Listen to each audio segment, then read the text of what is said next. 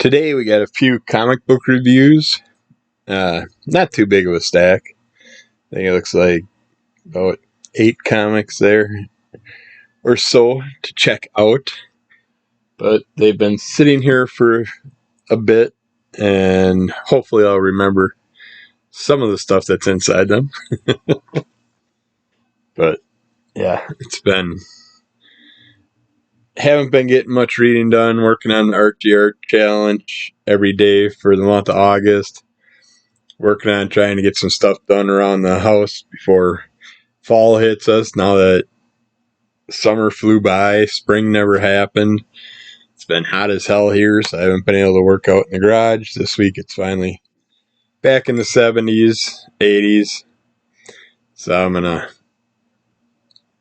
try and get some work out in the garage done, which means probably a lot more items going for sale on my eBay. So check that out. I don't have a store link anymore, so I can't put that up, but I have posted in the past little things on my Facebook and stuff, so you can click on a listing and check out my other listings through that. I'll probably put something up, maybe one of my listing post links with this video or something else on my Instagram coming up here pretty soon, which is under the call of MS with an underscore between each word, or just look up Kevin Kleinhans, Kleinhans, and that'll bring it up also. But let's get to it. We got Gunslinger Spawn. This is probably like 22, issue 22 from July. We finally get a battle with the clown Spawn and his minions, and Gunslinger, of course, has been hanging out with the Spawn's daughter, and she's got her dinosaurs, so you're getting the mini minion clowns and the dinosaurs and Big Clown and Violator and Gunslinger and her all battling away, and it's just a perfect battle teaser that I've been wanting for the last 15 or so issues, and just waiting for something big to start happening. But I think we're finally getting it. Get the Violator creature battle it out with one of the dinosaurs. It's just, yeah, it's well done. Great storyline. I like where it's going. And then it's crossing over now into the Spawn storylines a little bit more. So that's a good thing. Which means we might be finally seeing a big battle here pretty damn soon, which I've been hoping for. It kind of got dragged out a little bit further than I would have liked to. Probably about 7 issues. Too far so far before the big battle should have started. But we will see what happens. I will stick on it for a little while yet, but if they don't pull this into the big battle, then I'll probably jump off some more of my Spawn issues, back it down a little bit, and wait a while to see where the storyline goes. But we got Junk Rabbit number 5. The final, I believe this is the final. Yep, this is the final episode. Final issue of Junk Rabbit before they bring the trade paperback out. Which, if you have not read this run, and you like post-apocalyptical sci-fi type stories, the 1%ers controlling everything, the normies, the average people stuck in the wasteland, where I'd rather be anyways, and then just trying to survive and build your own life out of that instead of living with the 1% snobs. But we get a lot more history in here about our junk rabbit. We find out more about what the parents did in the past, what happened, how the junk rabbit became who he or she is, who the junk rabbit actually is. We see more of the storyline of when the 1%ers sent their special mech type device to go hunt down the junk rabbit after they're given some coordinates of where the junk rabbit is. And it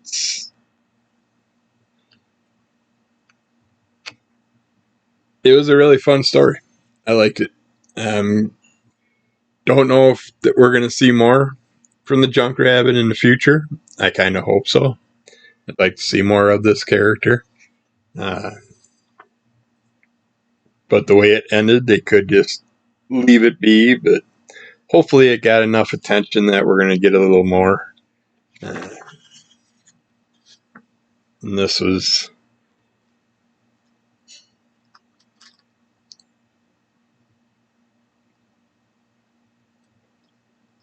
Eric Stephenson, Brett Evans, Jim Valentino, Jimmy Robinson's Junk Rabbit. I'm new to a lot of these creators, so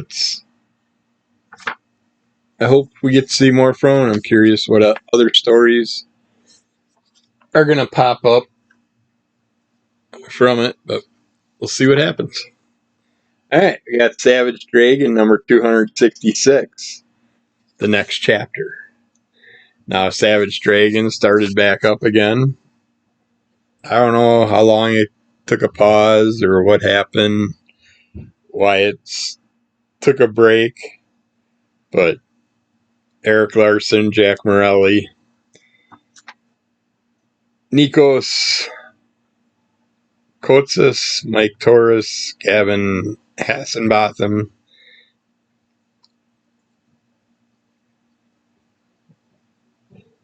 This given basically Savage Dragon, and there's should be a good family pick here. You pretty much got the whole family back together now. We got our original Savage Dragon. We got some other Savage Dragon characters that apparently have made appearances that I missed. Haven't seen anything of. And the son of the Savage Dragon is looking at possibly relocating his family to a place where there's more action, more adventure.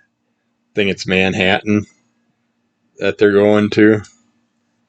Or is it California? Actually, it might be California. But San Francisco, I suppose that's the Bay Bridge up there and stuff. San Francisco trolley and stuff, so that would probably make sense.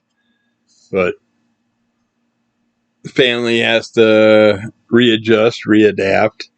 Kids aren't too happy. They want to stay where they were. They want to stay with Grandpa and their friends and the rest of the family, but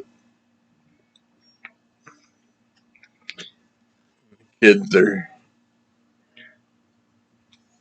not happy about what's going on. But I liked it. Yeah, it says "Welcome to San Francisco" right there on the cover.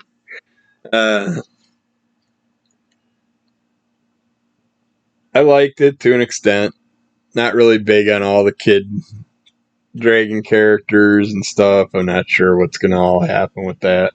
We'll see. I was more of the old school Savage Dragon. Just see the big guy go out and beat the crap out of people, not have to worry about stuff. Parody up with a bunch of other characters and have fun. That's my kind of cup of tea, but this does does give you a lot to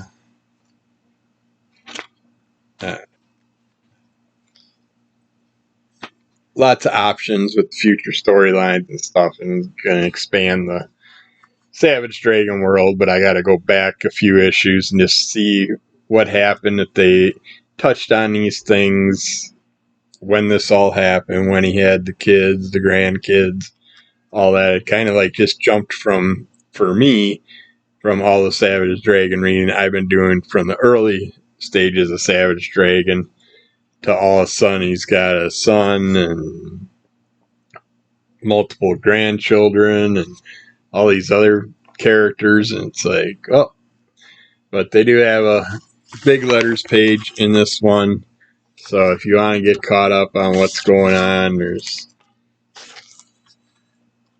all kinds of questions and comments to get you up to date on some things that people were wondering about. Then there's a fun little story. I'm guessing it's just a teaser story or just a little short story, but not going anywhere or anything. But it's called The String, where a cat just sees the string, cat type, manimal type character that just sees the string hanging from the sky and pulls the string as a cat would do, and you can imagine what's going to happen from that. There's also some other little comic shorts in the back, but yeah, I liked it, but I don't know if it's got me intrigued enough to want to stay on it for a while or not. I do have a few issues pre-ordered, so I will be on it for a few issues at least till I get to find out what is going on with it. But hopefully it gets back to that taste of the original Savage Dragon. So I know the Savage Dragon did its jump at the one point where he went into retirement and stuff, and that kind of pulled me away from the storyline a little bit back then when they did that. But then when they brought him back, it got fun again. So we'll just have to test the waters and see what happens. We got Spawn number 344, and like I said, we're touching more on the battles. We're getting more into the heaven and hell meat of the story. We also got Gunslinger Spawn,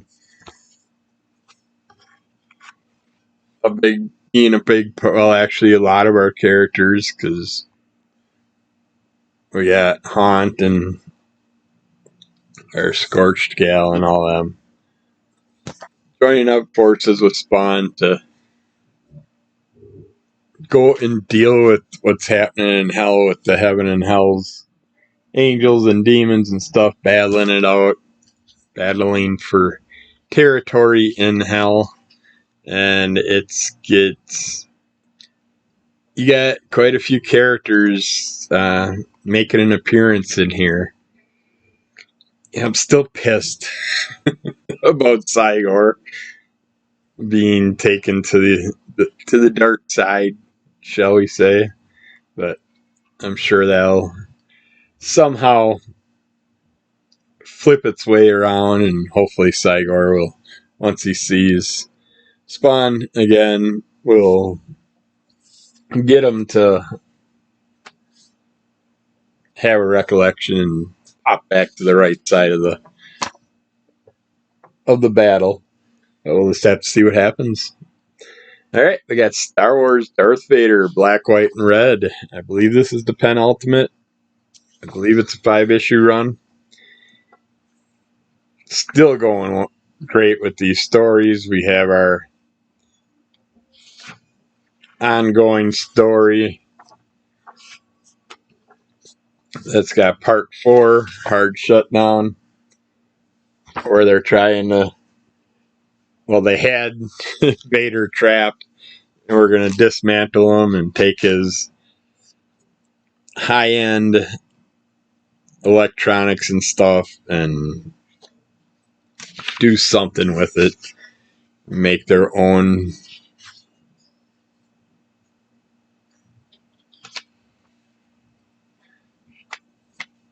I don't even know what they really had planned. They just want the stuff that makes Vader, they want to have control of it.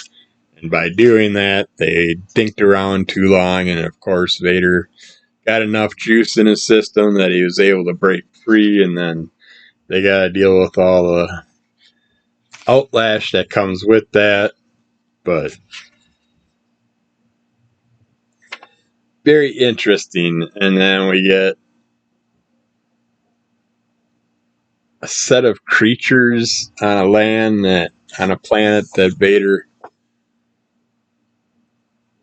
goes to, is sent to, and he's got to deal with these beings and do what he has to take over their land. And we get to see a fun battle between some very interesting. I love the way these creatures look. I want to see more. I can't show. I don't want to show stuff that's going to give too many spoilers away. But yeah, the whole time that we're dealing with this, Vader's in a recovery tank, and he's recalling somewhere he's been in the past. Then we get a return to Hoth's story, which is fun because Hoth is, of course, from Empire Strikes Back, is one of my favorite areas that they go to. I don't know why I hate the snow. I love Hoth. I love the beast that we deal with, which I don't really want to give any of that away either. But our beast that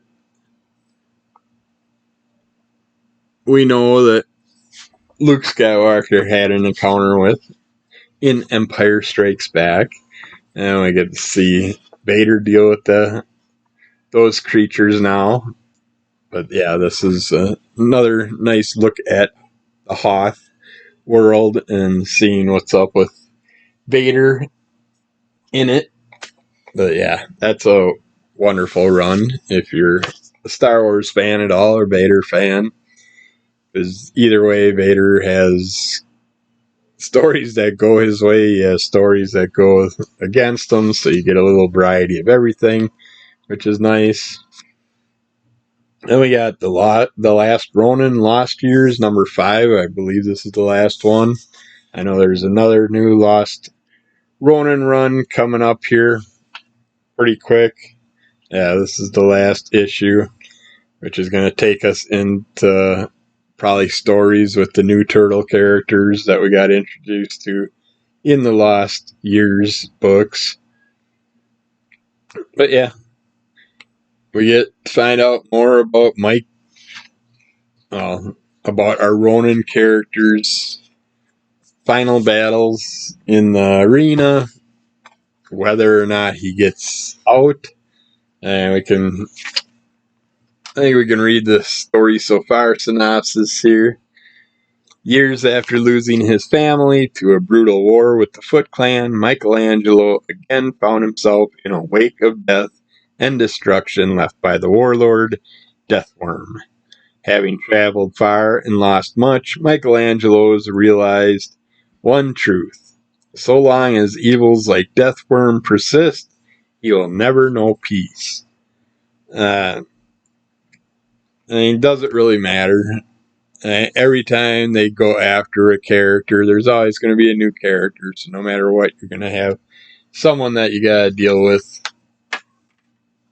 try and straighten out or get revenge for something they did. And then you got, because of that, there's more outcomes. And then you end up losing people you care about and all kinds of things happen. But that's your choice. You can either hunt the world searching for baddies and trying to take them out, and they're just going to get replaced by other baddies that would have probably never been there if these people would have still been in control. So eventually you get ones that are bigger, badder, worse.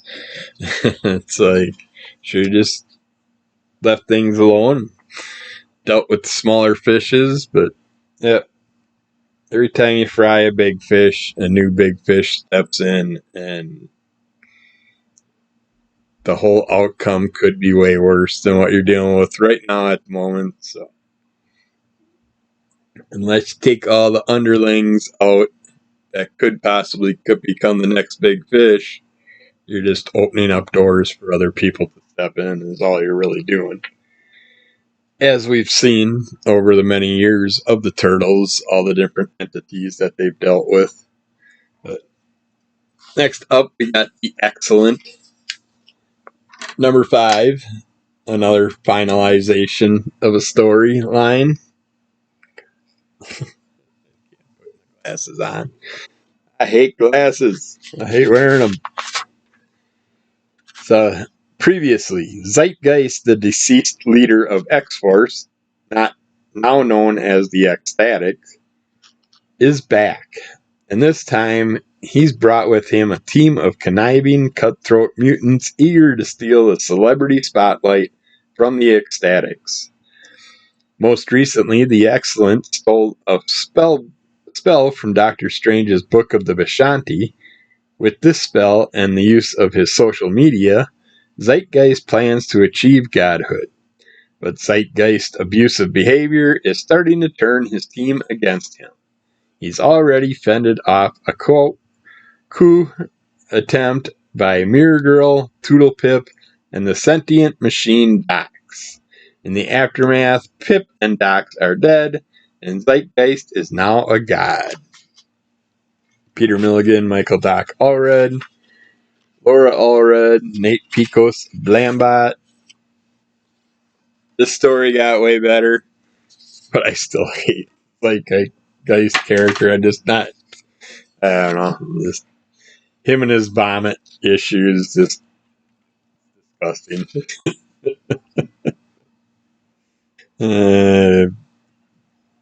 I'd rather see him just spit acid or something once in a while, but the way he does it, it's like, man, you're just nasty.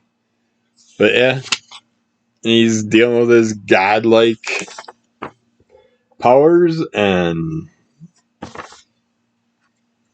basically eliminating all his crew and trying to figure out his new crew. And I don't know who the hell would want to work with this character with his past history. I don't know why the ones that are with him stuck with him. It's just so many times they could have done something and things happen where certain people turned, or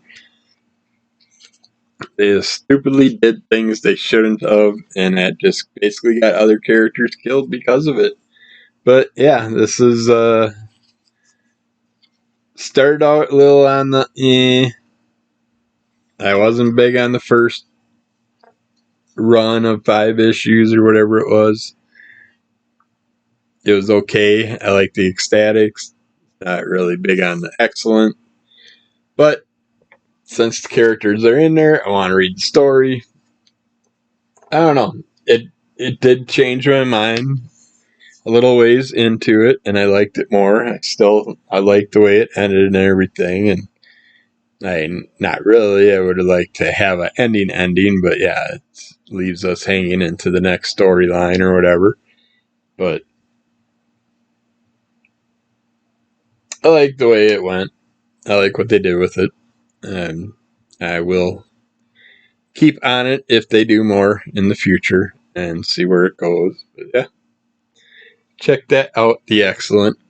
And then our final one, another final issue, Warlock Rebirth. This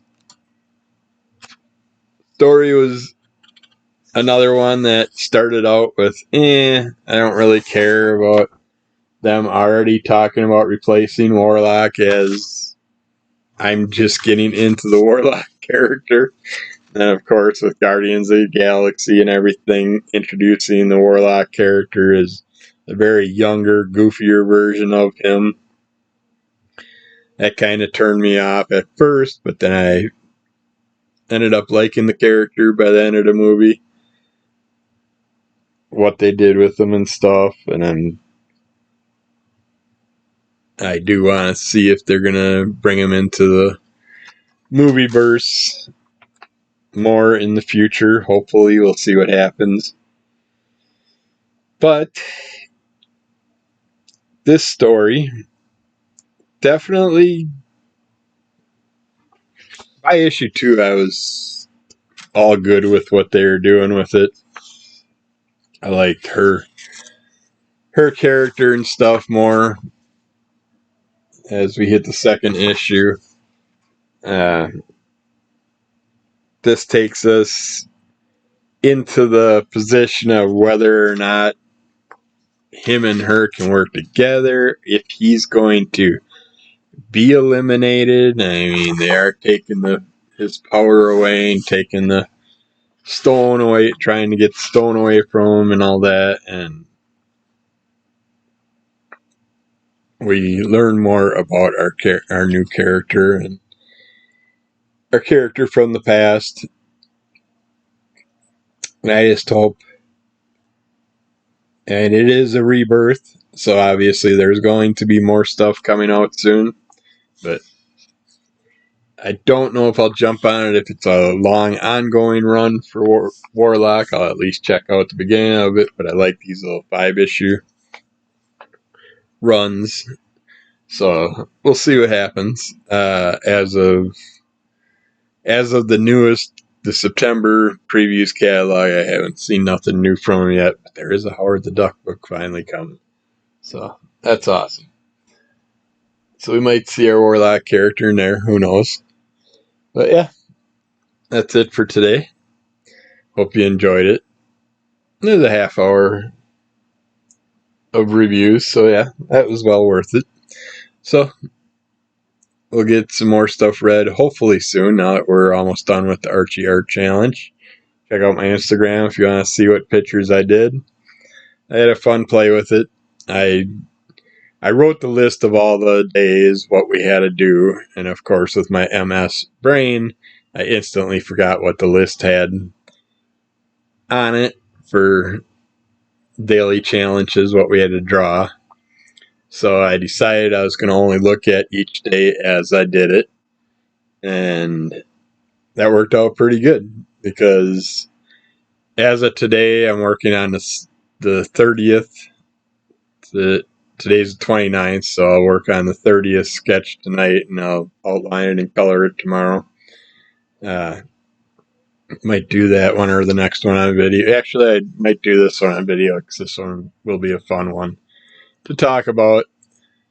But I ended up doing that where I only looked at each day as I worked on the picture. And at least 3 of the pictures I ended up doing future pictures that link into those pictures. So there's like 3 different stories that kind of got a variety of pictures to go with them. And I like how that turned out. That was a fun little twist. So check that out. Keep following Under the Color of MS. Rate, review, tell a friend, subscribe. Force people. Hold them down. Make them follow us. Just so we can get our numbers up there.